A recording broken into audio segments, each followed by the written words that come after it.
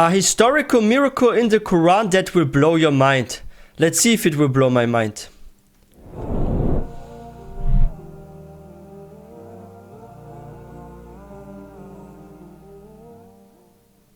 Just a side note, the historicity of the Quran, the historical integrity of the Quran, Haman. You know who Haman is in the Quran? He's the minister, or one of the ministers of who? Of Pharaoh. Haman is mentioned in the Quran about 6 times. And Allah tells us about Haman that Pharaoh commanded him to build him a tower. Pharaoh commanded him to build him a tower. Now, is there a mention of a Haman in the Bible? Sure. Is there a mention of Haman building a tower? Sure. But the Haman in the Bible didn't work for Pharaoh. He worked for another king named Xerxes in the biblical book of Esther. Oh. So the biblical Catholic scholars in the... You know, it's like fascinating, and this is not the first time we come across something like this. So there are like some parts, just like this one here with Haman, right? In the Quran, he's in Egypt with Pharaoh, right? And in the Bible, he's in Persia with Xerxes, right? Because Xerxes is from Persia, right? So yeah, it's actually interesting because we had the same issue the other time with freaking Sodom, right? So we're like, okay, in the Bible it was in this year and at this area. In the Quran it's more in this area and this and that. So you will sometimes find those similarities with like slight differences if you compare the Quran and the Bible. And if you actually look at like researchers and the archaeologists, they are always proving the Quran to be true with that, actually, also with the time period, like we saw with Sodom. Like this video is also on this channel, you can check it out. But yeah, there are like some errors in the Bible that were like proven by archaeologists, like historical mistakes and stuff. Also with Haman, like was he now from Pharaoh or from Xerxes, this and that, right? So the biblical Catholic scholars in the 1600s, who were first getting into Orientalist studies, Islamic studies, they looked this thing up in the Quran and they said, aha, we found a mistake in the Quran.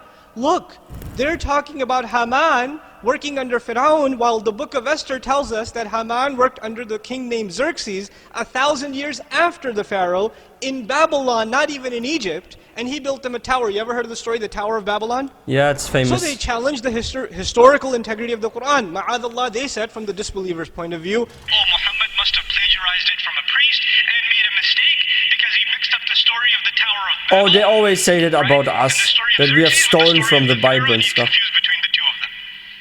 That's what he did. Misquotation in the Quran. What's really interesting is, in the late 1800s, the Catholic scholarship, the body of Catholic scholarship, unanimously denied the book of Esther as a valid source of history.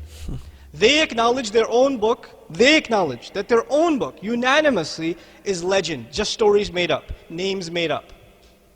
The Jewish encyclopedia even now tells you the book of Esther has no historical value. None whatsoever. It was disproven. But then it remains, this one question remains. The Quran tells us that this Quran tells Bani Israel about the things that even they disagreed in. Even they disagreed in some stuff, and this Quran tells them. This speaker is giving this to you. He can't be the speaker then. This knowledge is coming from somewhere else. Now check this out. You know Maurice Bucquet is a famous Muslim who wrote Bible, Quran, and science? Before he got into that subject, he was a historian. He wanted to study Islamic history. He reverted, right? When he came across this problem presented by Catholic priests, he did a little research. You see, what happened in the late 1800s was the Egyptian hieroglyphics were now being revived as a language because hieroglyphics had died about almost 2,000 years before the Prophet ﷺ. Egyptian hieroglyphics had died as a language, and they were revived by German and French scholars. Yeah, they made the study research. is called Egyptology. They traveled to Egypt. You know, it's like interesting. So when I was like younger, like you guys are going to laugh at me for this, but when I was younger, I was like looking at like local universities because I was not sure what I was going to study. Should I get a bachelor in this or that? And actually, at some point, I picked then informatics, like IT, because I studied IT and graduated from it. But at this time, I was like finding an area to study, and I actually came across Egyptology somewhere. Was it in Berlin or somewhere? It was like some town in Germany, and I was like very fascinated because they literally say even in the description that you study hieroglyphics and stuff. Like you have some sort of studies like that, and it's funny because here it says, and they were revived by German and French scholars. And I actually found Egyptology as an area of studies here in Germany, in like a bigger town somewhere. It was actually so funny when I actually came across that, because I was wondering like, what kind of job can I do with that or something, right?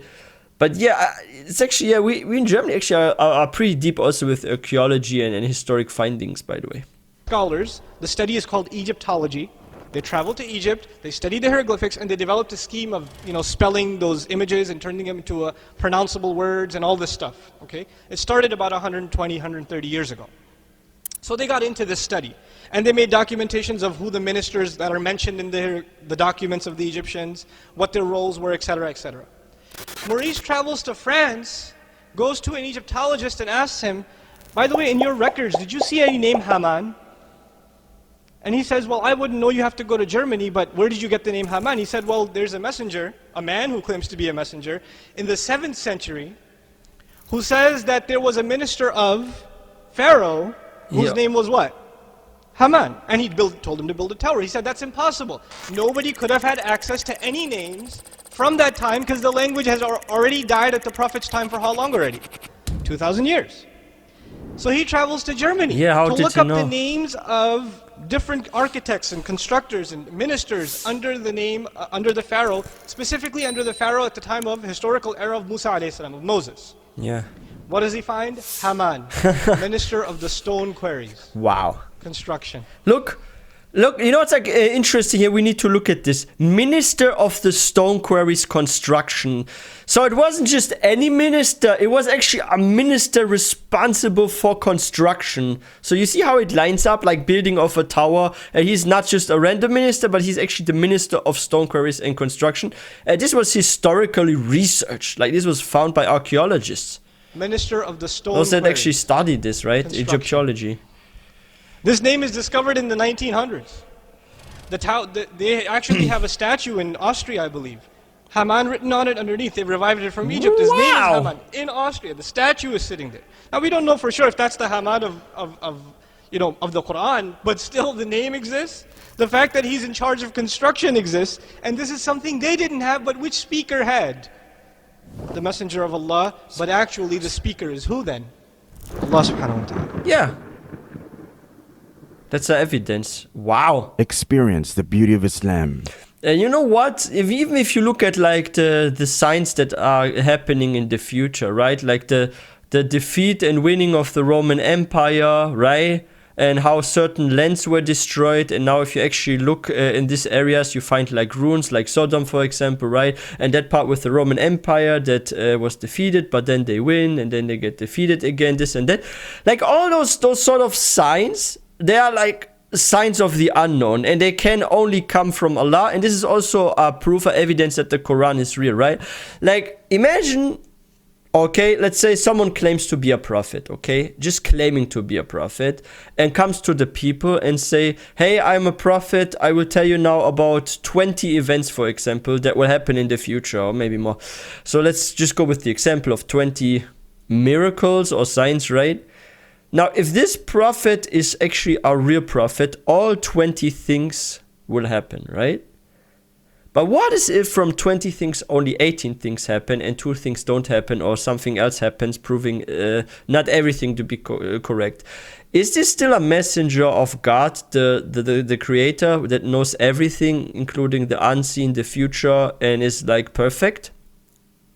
No. Why? Because from 20 future predictions, only 18 happened and 2 were actually wrong or did not happen, or already the time has passed when they were supposed to happen, right? Like let's say the Roman Empire never loses, right? But then they lose. It was predicted they never lose. Then this is not a messenger because like one thing is already wrong, so it can't come from God because God knows everything, right?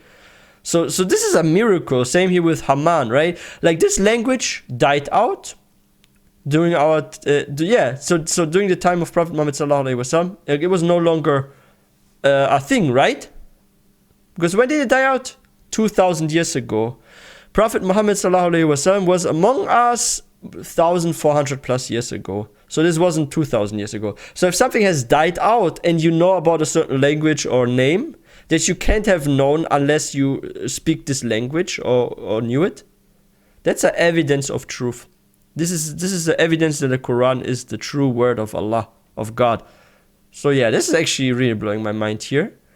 And like, it just makes you like research more. I feel like some of you guys, right, that are not Muslim and that like see this, you become actually more curious about the Quran, right? Like this was me actually before I became a Muslim. I saw some things like that, and that made me actually want to read the Quran even more and learn more about Islam. And someday I decided, you know what, it's time to say the Shahada and become Muslim. Alhamdulillah, I'm a Muslim now. But yo, this is really mind-blowing. Let me give this video a thumbs up. This was very, very good. And yeah, I love checking out those miracles in the Quran videos because they also strengthen my iman. Like this is like a iman push, right? Pushes your iman to a higher level when you come across stuff like that. Like, yeah. But yeah, guys, if you are new to this channel, please don't forget to hit that subscribe button for more content. If you guys enjoyed this video, please don't forget to give this one a thumbs up. And I will see you guys next time.